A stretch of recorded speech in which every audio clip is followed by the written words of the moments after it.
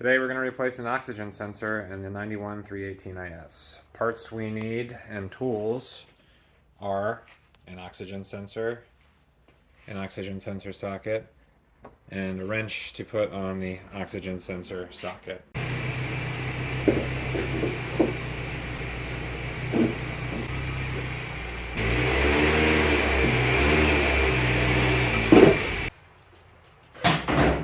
Alright, we're under the car. There's the oxygen sensor just under the transmission. The O2 sensor socket is on there, and so is the wrench. Oh yeah.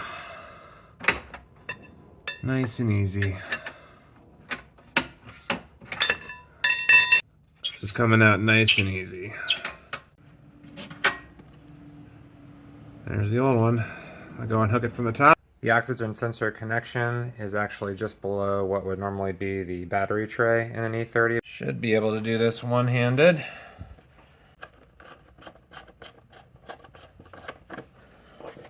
Give this a little clippy clip.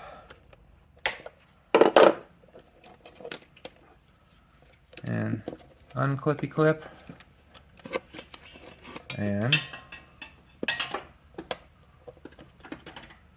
the new one and the old one here. The old one was actually an E36 sensor.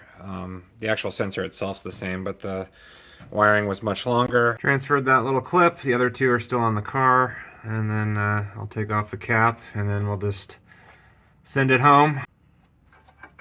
It already has anti-seize on the threads. There we go. Now we got some engagement. And I'll just untwist that at the top so it's not all bound up. Ha ha. Ha ha.